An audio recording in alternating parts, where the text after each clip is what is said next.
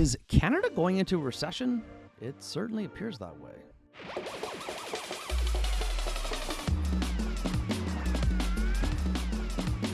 Own your life.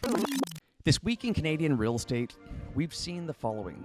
GDP numbers fall, shifting predictions for December rate cuts, consumer insolvencies returning to pre-pandemic levels, and Canadians, interestingly enough, are saving at record high rates. Let's get started. Fresh GDP numbers are in, and they're weaker than expected. Canada's economy grew just 1% year over year Q3.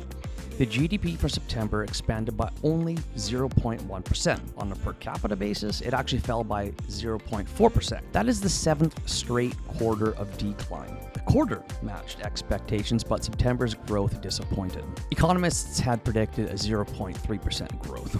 Real estate, retail, and transportation saw gains, but construction, mining, and energy dragged the numbers down. Looking ahead, early Q4 data looks weak. Now for an investing twist. People are saving at near record levels. Are people spending less because they can't afford to? Or is there something else at play? Perhaps they're preparing for something. Consider this. The household savings rate hit a 3-year high, 7.1% in Q3. Disposable income is growing nearly as fast as spending. People are saving instead of spending. Uncertainty is definitely driving this shift, in my opinion. I think Canadians familiar with recent tough times are preparing for more rainy days ahead. But while saving is up, so is debt. Credit card balances hit a record $110 billion in September. Consumer insolvencies, they're up 8.8% year over year, and even worse, 18.4% in Ontario. We're back to pre-pandemic levels. If this trend continues, we could see 2008-style insolvencies by 2025. Monthly mortgage payments are showing some relief.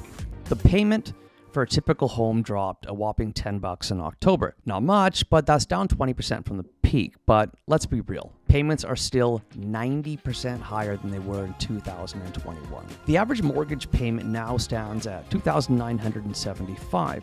Guess what it was in 2021? Just $1,600. Mortgage rates play a key role in real estate statistics. When rates hit record lows in 2021, sales volumes hit record highs. As rates climbed, sales fell off a cliff. Let's talk about broader economic shifts. Don't forget about Trump's proposed tariffs. He's eyeing 25% tariffs, which could slash Canada's GDP by 2 to 3%. This would push us into an all-out recession and force the Bank of Canada to lower rates even further. Meanwhile, inflation looks well under control.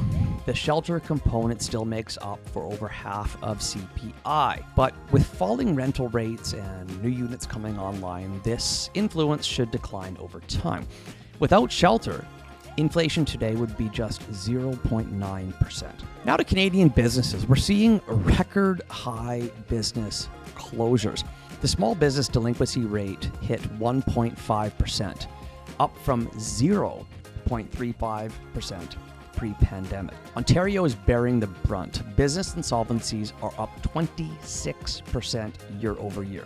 That is 300% higher than in 2021. COVID loans are strangling already struggling businesses. Can we recover?